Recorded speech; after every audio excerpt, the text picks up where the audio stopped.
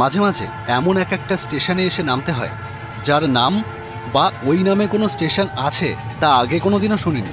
আজকে চলেছি সেরকমই একটা অখ্যাত স্টেশনের দিকে, নাম ডুমুরগঞ্জ।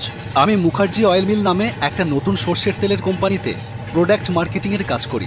কোম্পানির লক্ষ্য 1 বছরের মধ্যে পশ্চিমবঙ্গের সবকটা ছোট বড় শহরে গ্রামে তাদের তৈরি 100% অর্গানিক সর্ষের তেল কুকিং কুইন পৌঁছে দিতে।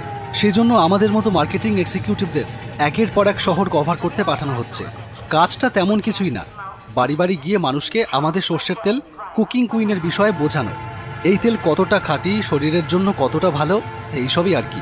সেই কাজের জন্যই বেরিয়ে পড়া।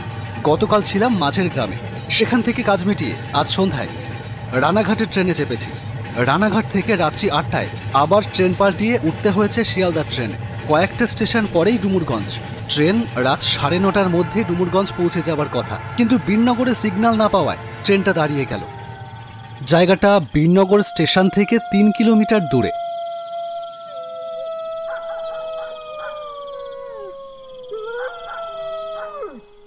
প্রায় 10 মিনিট কেটে গেল, তবু ট্রেন সিগন্যাল পেল না। উঠে গেটের কাছে এসে দাঁড়ালাম। যতদূর চোখ যায় অন্ধকারে কালো হয়ে আছে ফাঁকা মাঠ। মাঠের ভেতর সাদা হয়ে হালকা হাওয়ায় দুলছে কাশফুল। ট্রেন কখন সিগন্যাল পাবে কে জানে। ভাবলাম নেমে একটু হাঁটাচলা করি। ট্রেন থেকে নেমে 2-1 পা হাঁটতেই অন্য একজন যাত্রীর সঙ্গে দেখা হলো। তাকে জিজ্ঞেস করলাম, কি ব্যাপার বলুন তো? 20 মিনিট হয়ে গেল, ট্রেন তো ছাড়বার কোনো নামই নেই দেখছি। হ্যাঁ, আরো দেরি হবে, সামনে কোথায় লাইনে কাজ হচ্ছে। ভারী সমস্যায় পড়া গেল। কোম্পানি আমাদের যে শহরে পাঠায় সেখানে থাকা খাওয়ার জন্য একটা হোটেলের ব্যবস্থা করে দেয়, কিন্তু টাইমে না পৌঁছাতে পারলে ভারী মুশকিল। এই সব ভাবতে ভাবতেই হেঁটে চলেছি।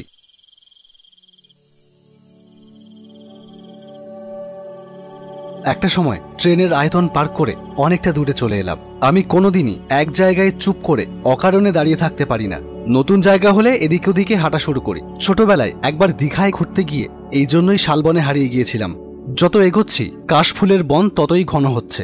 দুর্গাপুজোর আর মাত্র কটা দিন বাকি। এত কাশফুল ফুটেছে এবছর নিশ্চয়ই পশ্চিমবঙ্গে বালিশের ব্যবসা ফুলে ফেপে উঠবে। একবার হাঁটা থামিয়ে পেছন দিকে তাকিয়ে দেখলাম ট্রেনটা এখনো দেখা যাচ্ছে। হর্ন বাজালে দৌড়ে গিয়ে ধরতে পারবো। তাছাড়া আরো আধা ঘন্টার আগে বাঁশি বাজাবে বলে মনে হয় না। সাথে ব্যাগটাকেও কিছু নেই, তাই নিশ্চিন্তে মাঠের ফুরফুরে হাওয়ায় আবারও হাঁটতে শুরু করলাম।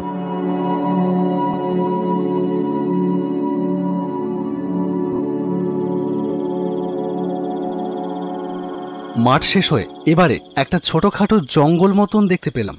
নিচের দিকে চোখ যেতেই ভয়ে বুকটা কেঁপে উঠল। চারিদিকে ভাঙা হাড়ি, পোড়া কাঠ ছড়িয়ে ছিটিয়ে রয়েছে, আর তার পাশে হা করে রয়েছে একটা নিভন্ত চিতা। শ্মশানে চলে এসেছি। আমি ভীতু নই, কিন্তু আচমকা এরকম ঘটনা ঘটলে যে কোনো সাহসী পুরুষও ভয় পেয়ে যাবে। কি বাবু, কি দেখছেন? হ্যাঁ, কে কে কে আপনি? আমি বিশু ডোম, মরাপুরাই। আপনি কে? ও, আমি সোমনাথ। সোমনাথ? তা ভূতনাথের মতো একা একা রাতের বেলা শ্মশানে এসে দাঁড়িয়ে আছেন কেন? হ্যাঁ, ওই ট্রেনে যাচ্ছিলাম, ট্রেনটা সিগন্যাল না পেয়ে দাঁড়িয়ে গেল, তাই ভাবলেন একটু মর্নিং ওয়াক করে আসা যাক নাকি। আপনাদের যা কাণ্ড কারখানা, তা কি বলবো মশাই। এ জায়গা কি ভালো, তাও এই কানা রাত্রির বেলা। আচ্ছা ঠিক আছে, আমি চলে যাচ্ছি। দাঁড়ান।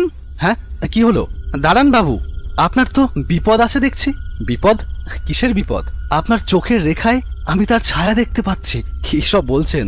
কার ছায়া? ওসব আপনি বুঝবেন না, আপনি একটু দাঁড়ান। বলেই সে সামনে কোথাও একটা চলে গেল। তারপর আবার ফিরে এসে বলল, এই নিন, এটা সঙ্গে রাখুন, আপনার বিপদে এইটা কাজে আসবে। একটা কাগজে মুড়ে কি একটা যেন সে আমার দিকে এগিয়ে দিল। শ্মশান পবিত্র জায়গা, তাই সে জিনিস নিতে আমার আপত্তি ছিল না। আর কথা না বাড়িয়ে সেটা নিয়ে নিলাম। তারপর বললাম, তাহলে এবার চলি। যান বাবু, তবে বাবু ভীষণ সাবধান।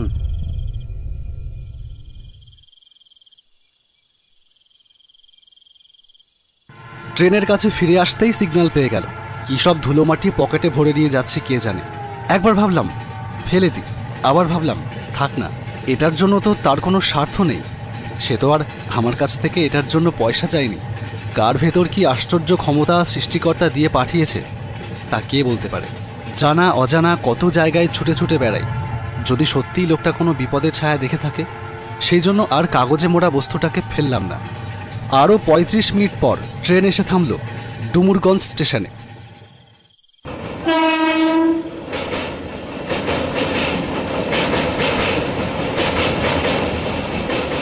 অবাক হয়ে দেখলাম আমি ছাড়া আর একটা যাত্রীও নামলো না এই স্টেশনে। স্টেশনের বড় ঘড়িটায় দেখলাম রাত 11:30 বাজে। যে হোটেলে আমার উঠবার কথা সেটা স্টেশন থেকে 3 কিলোমিটার দূরে।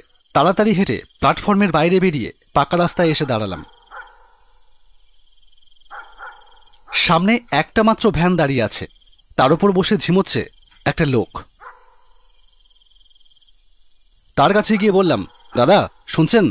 লোকটা চোখ মেলল, কিন্তু কোনো কথা বলল না।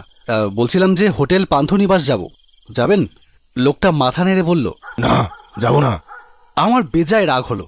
সেটা চেপে গিয়ে ঠান্ডা মাথায় বললাম, দাদা বড্ড বিপদে পড়েছি, আপনি ছাড়া তো আর কোনো ভ্যান টোটো কিছুই দেখছি না।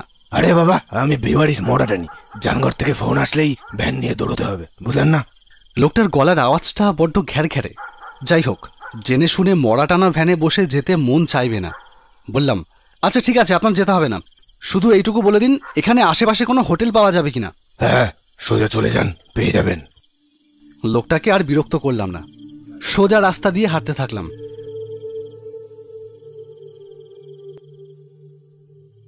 কিছু দূর যাবার পর রাস্তার ধারে একটা জরাজীর্ণ হোটেল দেখতে পেলাম। ওপর থেকে খসে পড়ে ঝুলে রয়েছে হোটেলের নামাঙ্কিত বোর্ড, তার উপর লেখা রয়েছে বিনা পানি হোটেল। সামনে টুলের ওপর বসে ঝিমোচ্ছে একটা লোক। তার সামনে গিয়ে বললাম, এই যে শুনছেন? হ্যাঁ বলুন, কি লাগবে? খাবার টাবার আছে কিছু পাওয়া যাবে এখন? হ্যাঁ, ভাত আছে, ডাল আছে, আর ডিমের ঝোল হবে। ঠিক আছে দিন। সারাদিনের জার্নিতে খিদে পেয়েছিল ভীষণ, তাই টেবিলে খাবার পাওয়া মাত্রই গোগ্রাসি গিলতে থাকলাম। খাওয়া শেষ করে দোকানদারকে টাকা মিটিয়ে আসল কথাটা বলে বসলাম। বলছিলাম যে রাত্রিটা থাকবার মতন ব্যবস্থা হবে? ব্যবস্থা তো আগে ছিল, কিন্তু এখন আর থাকার কোনো ব্যবস্থা নেই। এখন এটা শুধু খাবার হোটেল। এবারে ভীষণ হতাশ হলাম। থাকার জায়গা না পেলে সারা রাত কোথায় থাকবো? লোকটাকে আবার বললাম, দাদা শুধু একটা রাত যেমন তেমন ভাবে কাটিয়ে দিতে পারবো। আপনার তো দোতলা হোটেল, তার মানে ওপরে ঘর আছে, দিন না একটা ঘর। বললাম তো থাকার ব্যবস্থা নেই। তাহলে এই রাত্রিবেলা কোথায় যাব দাদা? কোথায় যাবেন তা আমি কি করে জানি? জানেন না ডুমুরগঞ্জে রাত 10টার পর কোনো সুবিধা পাওয়া যায় না? হোটেলের কর্মচারী ছেলেটা এতক্ষণ চুপচাপ দাঁড়িয়েছিল, এবার সে কথা বলে উঠল, বাবু ইনি মনে হয় সত্যিই খুব মুশকিলে পড়েছে, ওপরের ঘরটা বরং দিয়েই দিন। কি বলছিস পাগলের মতো? ওই ঘরটা কতটা বিপজ্জনক তা তুই জানিস না? সে যেমন ঘরই হোক আমার কোনো অসুবিধে নেই, নেহাত খোলা আকাশের নিচে থাকতে পারবো না তাই। ঠিক আছে যান, তবে সিঁড়ি দিয়ে উঠে গিয়ে ডান দিকের ঘরটা। তবে মনে রাখবেন জানলা খুলবেন না, আর রাত 1টার পর কেউ ডাকলে দরজাও খুলবেন না। ঠিক আছে, অনেক ধন্যবাদ। আর আমি একবার ঘুমিয়ে পড়লে আর কিছু টের পাই না। বেশ যান, তবে আমাদেরও ঘুম পাচ্ছে। আপনারা কোথায় ঘুমান? আমরা এইখানেই মেঝেতে মাদুর পেতে শুয়ে পড়ি। ভোর 5টায় উঠতে হবে, বুঝলেন কিনা?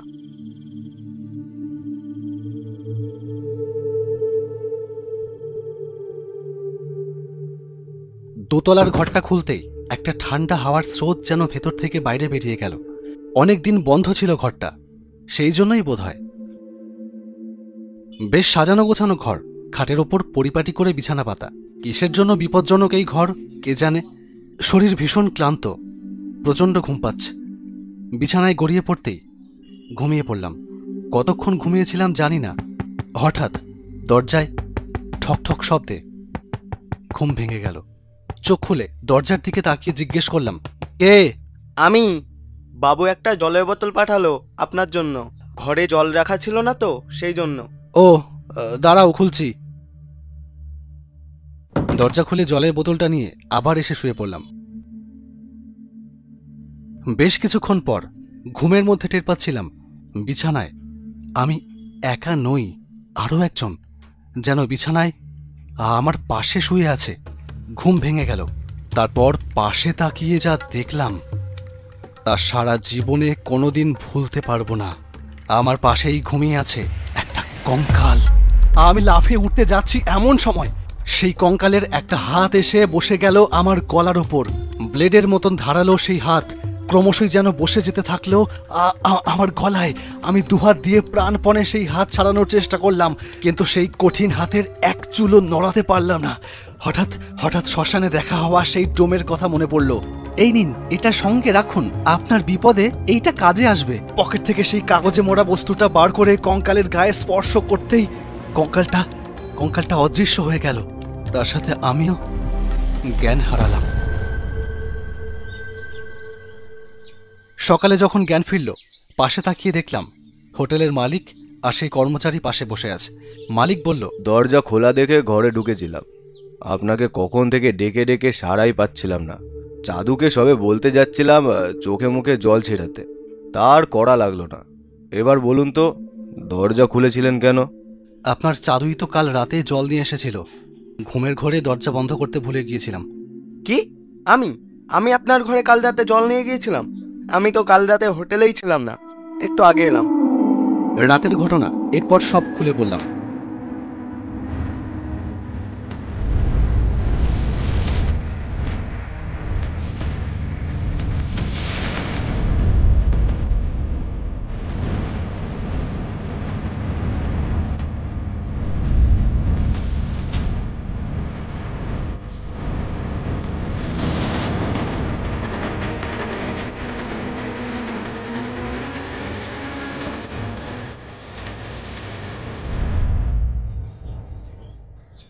তারা দুজনেই মনোযোগ দিয়ে শুনল। তারপর হোটেলের মালিক বলল, এবার বুঝলেন কেন আপনাকে ঘরটা দিতে চাইছিলাম না? কিন্তু ঘটনাটা কি? আজ থেকে বছর 3 আগে অবিনাশ সান্যাল নামে একজন লোক এই আপনার মতোই অনেক রাতে এসে উঠেছিল এই হোটেলে। রাতে কি ঘটেছিল জানি না, সকালবেলা সে আর দরজা খোলেনি।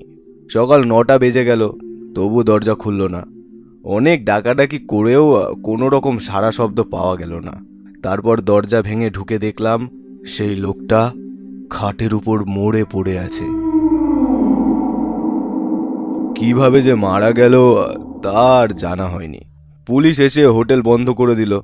তারও বছর 2 পর অনেক কষ্টে হোটেলটা আবার খোলা হলো, কিন্তু থাকবার ব্যবস্থা পুরোপুরি তুলে দেওয়া হলো।